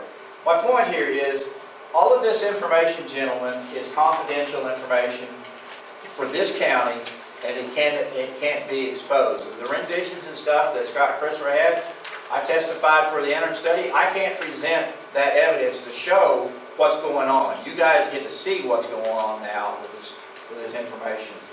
Furthermore, Mr. Christopher states that we've given the counties millions of pages of documents in relationships to these cases, and he's absolutely correct. There's a lot of documents that have been presented. Gentlemen, I can't present one page of that document in that litigation to this board, because the assessor and I signed a confidential. You don't get to see any of that information about what's going on. The only thing you get to see is the things that he's given under oath to you and to this assessor. And as you can see them now, they are not true and correct to be his actual cost basis. I would ask this board to send this information to the district attorney and call for a grand jury investigation to investigate all of the reporting of the property, have the ability to see all of the other documents for these other asset sales to show how they're tying up the tax dollars in this game. But it has to stop at some point in the way that it's going forward, because we're going to have Groundhog Day 8 next year. I'm just saying and bringing to attention that his numbers don't support his values. And it's obviously that he puts a low value out there and then he ends up settling for a larger value. We want the market values each and every year. Another important issue is that we treat every other taxpayer in this county the same. We only have one other county, one other company in there that's protest. So I'd ask you to affirm our value and call for a grand jury investigation with the district attorney. Thank you.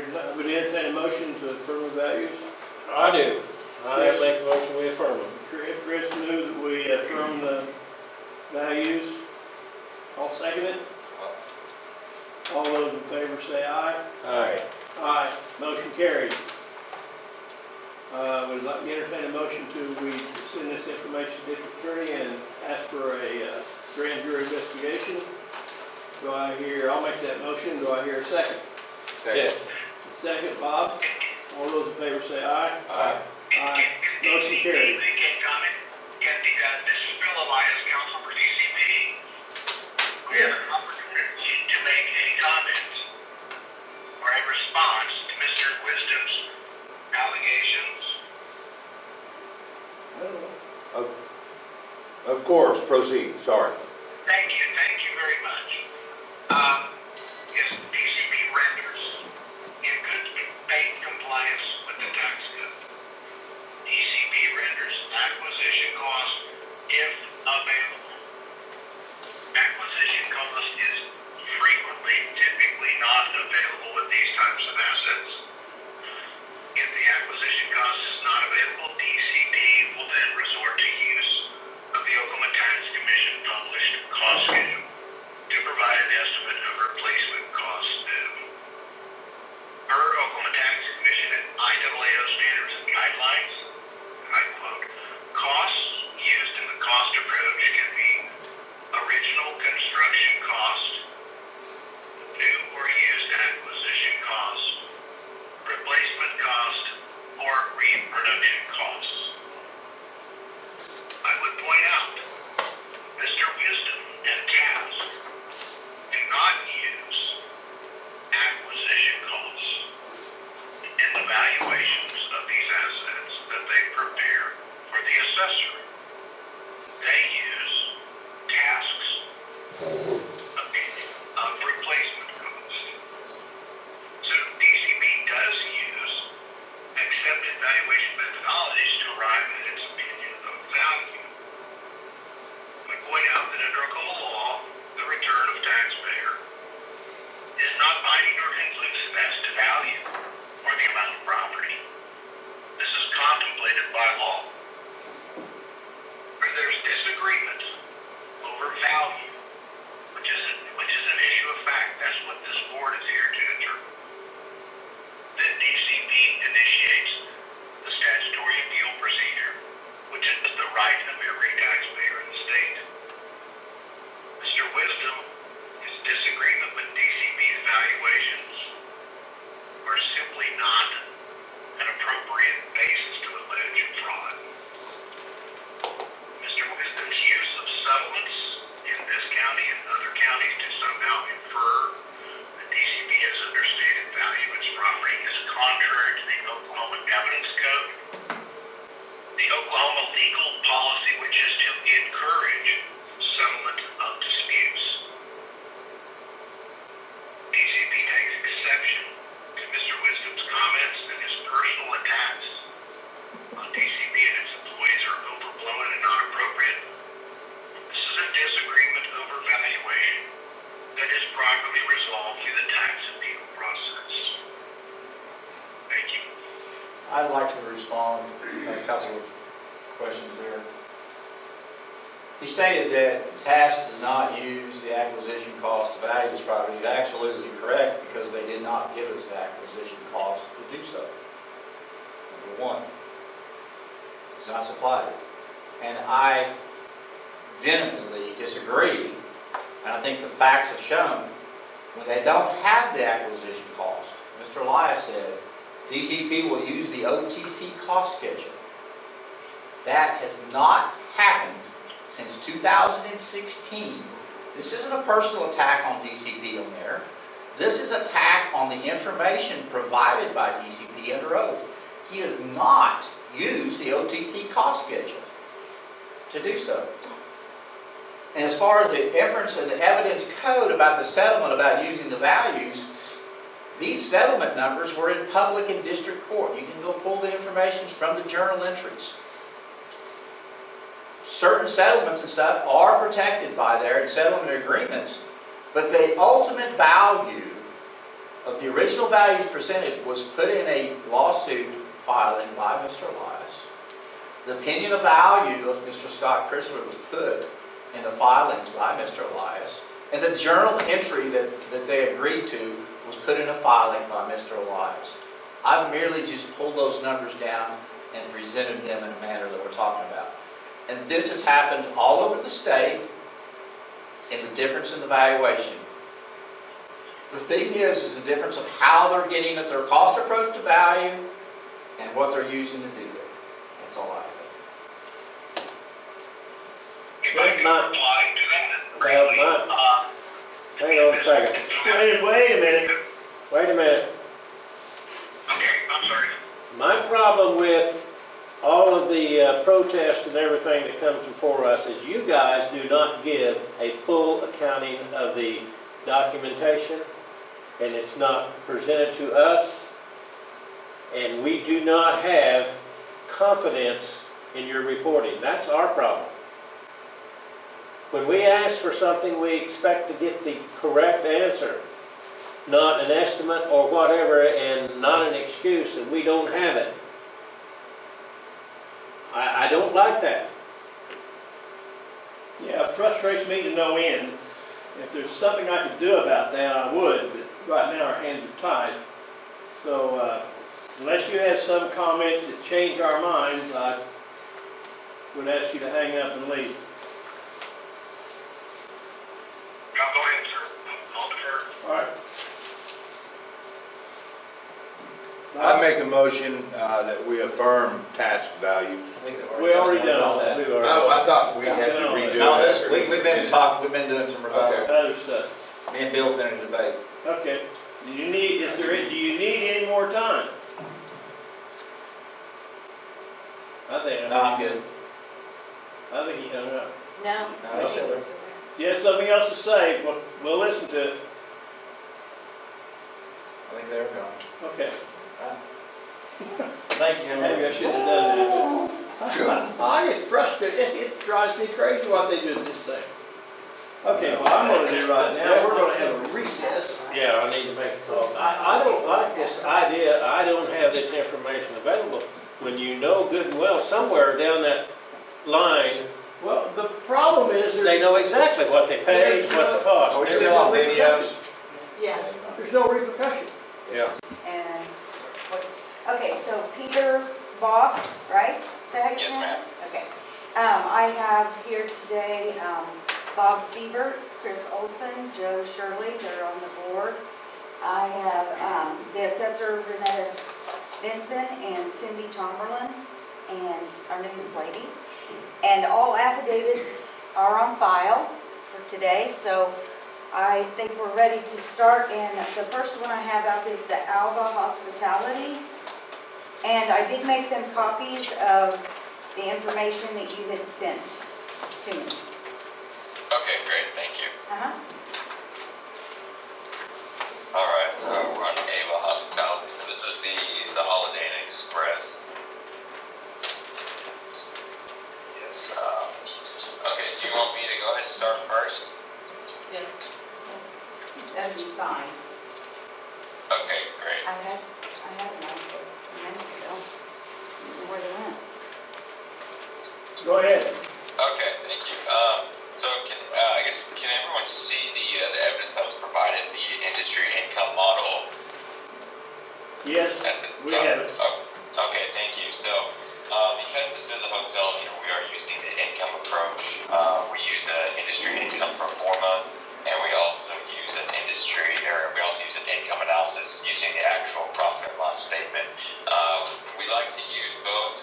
We use one showing using industry standards, showing what the average expense would be if the hotel's operated properly and based on what the market shows and what our data shows. We also do one with the owner's actual expense, but we remove any non-allowable expenses such as interest, depreciation, amortization, and we even remove the property tax as well. The one I sent you guys, I was using 73% expense and a 4% for reserves. I'm even willing to lower that to be fair. I'm lowering down to 70%, but I'll get into that in just a moment. So this is for the Holiday Inn Express.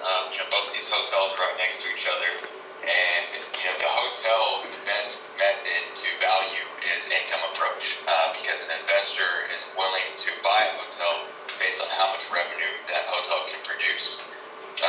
So right now the value rolled from 2021 is at the $4,394,470, and I was able to provide the last 3 years financials for this hotel. So you can see at the top where it has the 2021 revenue, the 2020, and the 2019. Obviously, 2020 was a down year because of the pandemic, but his revenue is back up. It's not quite to where it was in 2019, but it is showing improvement. So, for this income approach, I could use a 3-year stabilized revenue, but with that 2020 revenue loss, it would just bring that average down so low. So we prefer to use the direct cap for the single year of 2021 total revenue. So we take that total revenue and add any other income that was in the profit and loss statement, and we have $1,192. Because this is a franchise hotel, we also usually deduct the intangibles, the brand recognition and everything that is associated with the brand name. But in the interest of trying to get these settled, with Renetta and, just trying to be as fair as possible and reach a fair value, I chose not to use that deduction. So we're not deducting anything for the intangibles. So we then just deduct on the sheet you're looking at 73% expense and 4% for reserves. On what I've adjusted is I'm using now 70%. So using 70% and a 4% for reserves, that gives me a net operating income of $309 and $920. And I'm using a fair cap rate of 8.8, and that gives me a value of $3,520,000. On the second page, you can see at the top where it says actual P&L. So we're using the same gross income, but now we're using his actual expense from what is attached behind this from the profit and loss statement. And like I said, after we remove the interest, the depreciation, the amortization, and property tax, you can see he was at a 78% for expense. So I think we're being fair by I'm using now only 74% for expense on this, and using the same cap rate, it shows a value of 2.9. Now, like I said, I like to be reasonable on all these appeals that we do. I feel 2.9 is still too low. So I think using a 70% for expense, the 4% for reserves, which the reserves is to replace any furniture, fixtures, and they also have to do a PIP every 7 to 8 years, depending on the franchise. And the franchise will require them to update the hotel on the current trends. So that money is the owner is responsible for that money, and they have to set aside money each year. So that's what that reserve is for. So I think at 74% is fair, and it shows that if an investor was looking to buy this hotel, and if it wasn't being operated properly at 74% expense, we would see an investor willing to pay about 3.5 for this hotel. The following pages are the actual profit and loss statements. I have the last 3 years. I have the 2020 one, 2019, and I also have the 2018. I don't think that was submitted. I have the copy here in front of me, so I do have the last 4 years of financials. So we do feel there's adequate data and financial information to run an income approach on this hotel. So, with that being said, closing statement, the opinion of value based on the financials and running the income approach is $3,520. That's all I have. You guys, I'm gonna let Cindy, she's done a lot of the numbers, crunching and working with this, so I'm gonna let her talk to you about this. Okay. Okay. Well, first off, I see discrepancies on his printouts where on the detailed one on January to December, it shows 1.192 on the paper he submitted to us. it's 1.18. Don't know what happened to it, but, so basically, I don't really trust the numbers that he gave us. And we have to consider all three approaches to value: cost, income, and sales. We do not have a good market income approach to use on hotels that compares apples to apples. We never want to use their actuals to value the property, because their numbers would tax one hotel more than other based on them performing above or below the market. We are not going to tax hotels more because they're performing above the market, and we're not going to tax them less because they're performing below the market. If we did that, it would throw inequities into the market, and that's not being fair and equitable, which is our job. We have requested 3 to 5 years worth of information pre and post COVID. So we asked for their average daily rates, their STAR reports, their income tax returns, any monies that they receive from the government for COVID relief. We're in the process of trying to gather the information ourselves, since the requested information has not been provided to us, so that we can maybe figure an income approach for the future. But that takes time to research and gather it ourselves. Currently, the properties are valued using the cost approach, which is replacement cost new minus depreciation. We use nationally recognized cost tables. They're used across the whole state. I handed out some sales information to you guys, and that sales information also supports our values. If you look at that, these are all 2021 sales across the state of Oklahoma. And they're broken down to what they sold for by price per square foot. If we eliminate the low sale and the 2 high sales, the range for that is $96.07 per square foot to $142.55 a square foot. This hotel falls into $86.95 a square foot at the value we have it at, which is what we're talking about today. 86. So that, these sales support our value price per square foot. Would you respond to the, I don't want to say the difference in 86 and the average range from 96 to 142 per square foot? Yours is 86, the range is 96 to 142. What she just said, I should say.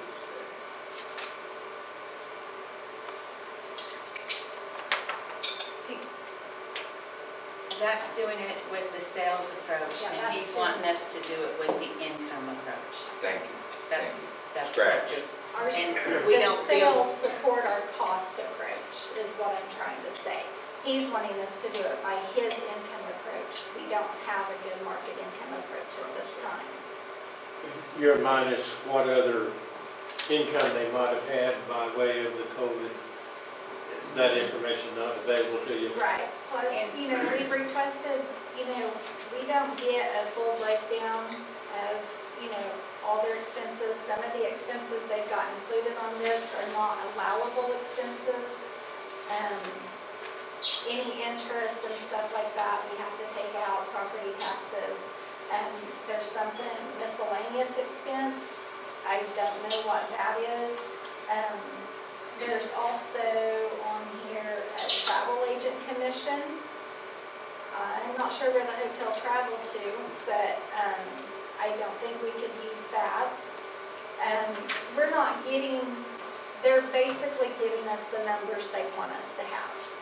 We're not getting what we asked for. When we asked for the STAR reports, their income tax statements, they don't provide that for us. Okay, can I speak? Yes, please. Okay, thank you. So the first thing she said was that there was discrepancy in my numbers. So and you can see at the top where it says room revenue 1,184,470. When you go down below, you see plus other income of $7,530. I have a total of $1,192, which is exactly on the profit and loss statement. But that's not on my sheet that we got. And that's not on the sheet that they have, that they got. Yes, yes. Oh, he's staying down Sorry, there. drop it down farther. Okay, sorry. Okay, I see that. okay. What? Okay, so. I'm sorry, please go ahead. Okay. The other thing, the STAR report, which she's asking for them to provide, will show the average daily rate and their occupancy. Okay, but what I'm providing is the actual financials, and we are removing any non-allowable expenses, interest, amortization, depreciation, property tax. The one thing she mentioned, travel agent commission, that's a $2,900 expense. Even removing that, it would maybe lower the expense percentage by 1%. It's not gonna throw off the pro forma any. And we are providing as much information as we can. We have the last 4 years of financials, and a hotel is valued off of using the income approach. You know, an investor does not use the cost approach when looking to purchase a hotel. You know, the incentive of buying a hotel is to generate revenue, and it depends on how much that hotel can generate revenue. That's how an investor is willing to pay for it, and that's why they will run an income approach, and they will capitalize the revenue, the net operating income, to see if they can get a return on their investment. And you know, when a hotel, we have the revenue provided, that needs to be one of the valuation methods. You know, I understand using a market and a cost, but income approach, when the data has been provided, there is enough data for the district to run an income approach. And I'm not saying it has to be exactly the way we do it, but when I work with appraisers across the country, we both have an income approach, and then we will work towards an agreement on what expense to use, what cap rate. You know, if we want to use the actual expense, if we want to use market expense. So to me, these two cases are very straightforward, and an income approach needs to be used in the valuation method. Okay, again, we look at all three approaches to value, the cost, income, and sales. Like I said before, we do not have a good market income approach to use on hotels. We cannot use their actual numbers to do that income approach, because like I said, that'd be taxing them more when they're performing above the market and less when they're performing below the market. We want a market, not what their actual numbers are. If you look at his number there that he gave, that 1.184, even at that, and basically what that would break down to, this hotel has 74 rooms, is what he reported. If you divide that value by 365 days in a year and divide that by 74 rooms, he's basically saying they rent those rooms for $43.85 a night. That would be 100% occupancy. That'd be 100% occupancy. And I highly doubt and know for a fact that those rooms are not renting that low. So that is why we're not using his income approach. We're doing it based off of the cost approach, and like I said, which is nationally recognized cost tables used across the state. And we've got sales from across the state, sales of hotels that back up our cost approach, price per square foot for this hotel. And the rest For of both them, of them, yeah. the rest of them are all done So on the cost if we approach. change now, after years, we would set a precedent, And and that would It that create chaos? And we want to do all of them the same way.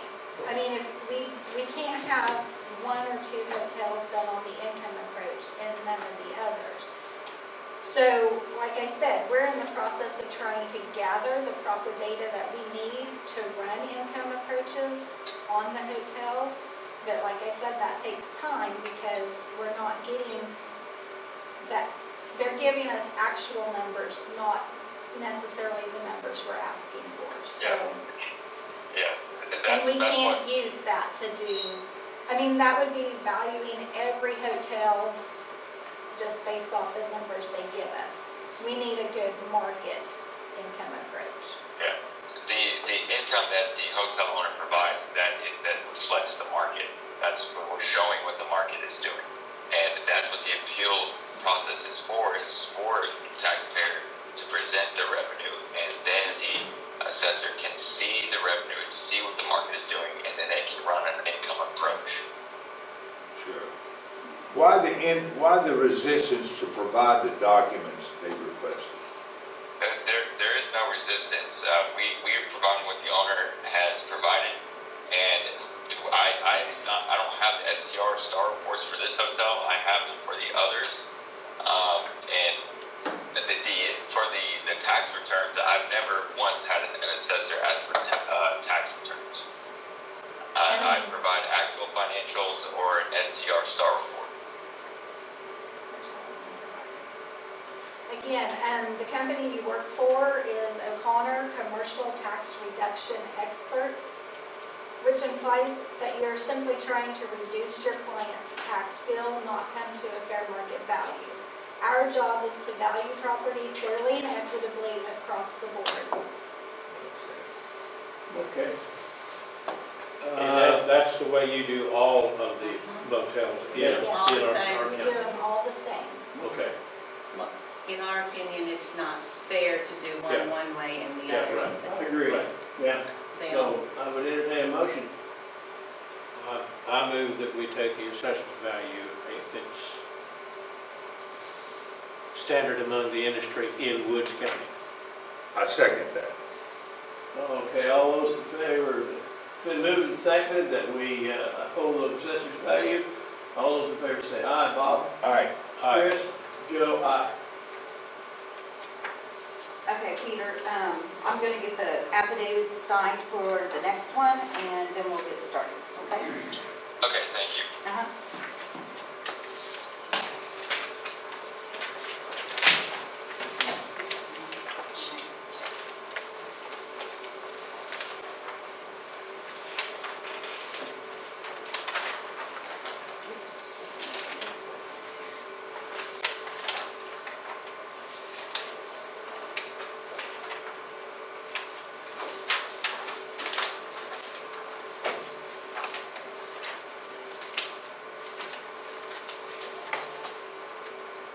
I didn't have to look at the date on my phone that last one. Me neither.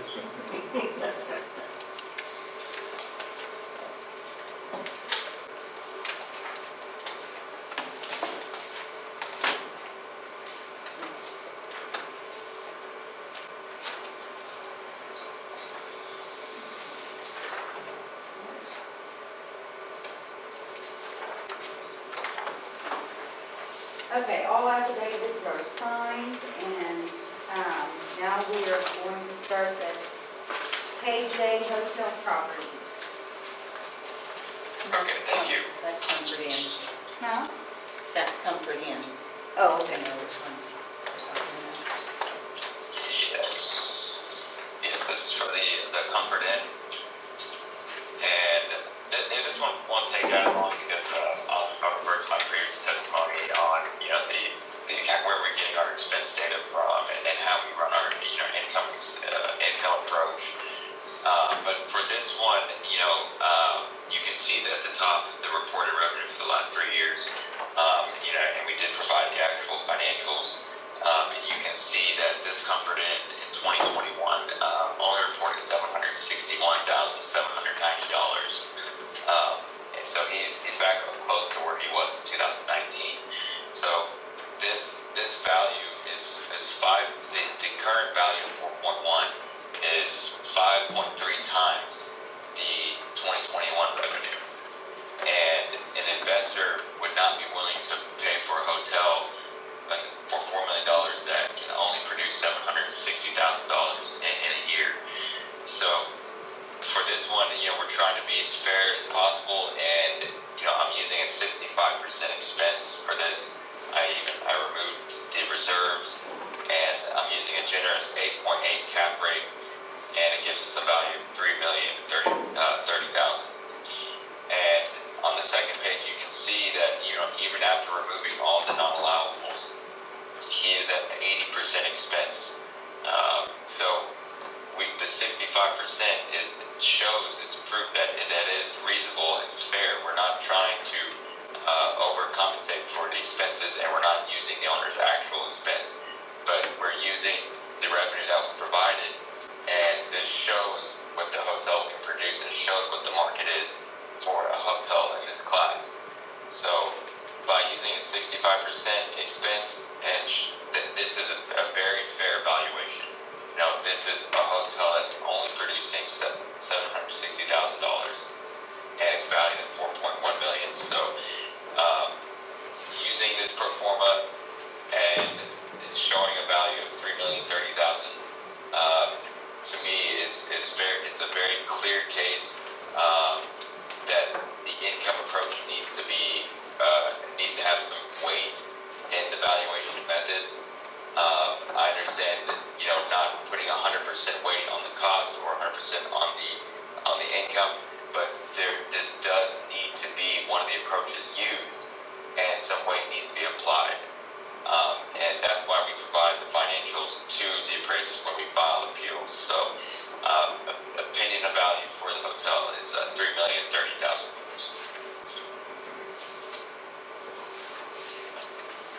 Okay, so on this one, if you take his value, the 790, and divide that out, 365 days, this hotel, I believe, has 60 rooms. He's saying that they rent these rooms for $34.78 a night. Okay, you're not taking out the occupancy, the vacancy. That's if it was 100% occupied. Right, you didn't give me a vacancy. Yeah. We've asked for that. Still, what I'm saying is if you rented these rooms for just given your value, you're coming up at $34 a room, renting them out, based off of that. Again, I'll go back to the sales that we have that support our value. This particular hotel comes in at $105.07 a square foot, which is still in between that range and even a little to the lower of that range of $96.07 to $142.55. I'll also point out that this hotel sold in 2014 for $6,290,000. This particular. This particular hotel sold in 2014 for $6,290,000. We are currently valued at $4,013,538. So I don't feel like we should adjust our value down any farther. How do you respond to that difference between what it sold for and what you're asking for? That's an 8-year-old sale. It's not valid. If it was within 3 years, I would understand, but it's an 8-year-old sale. The 2021 sales from across the state still support that value. So that tells me that the sales haven't fluctuated. I'm sorry, did you say across the state? Yes, sir. Okay. So if we're looking at 8-year-old value of what it sold for 8 years ago, this is called speculation. I wonder what it would sell for 8 years later in today's environment. Based on the financials, $3,030,000. That's what we're showing. I knew you.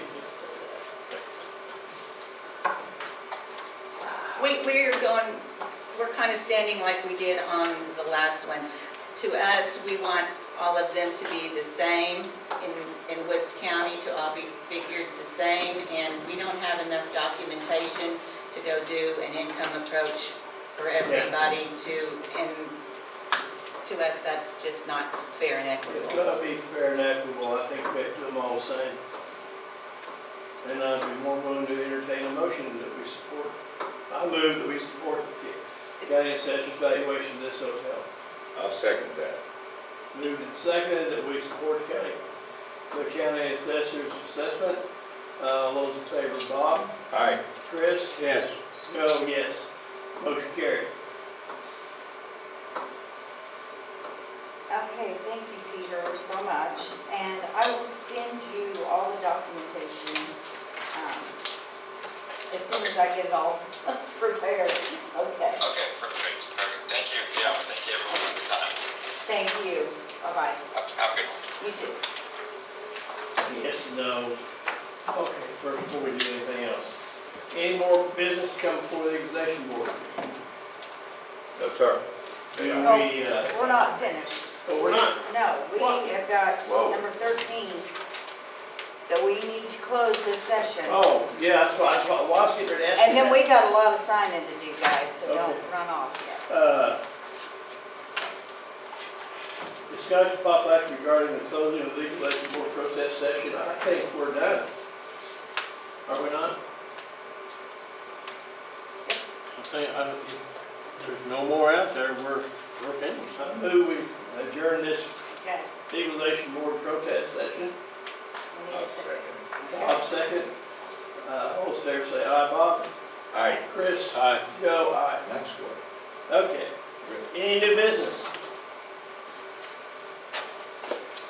Nope, I move we adjourn. second. I'll take it. Chris second. All those in favor say aye. Aye.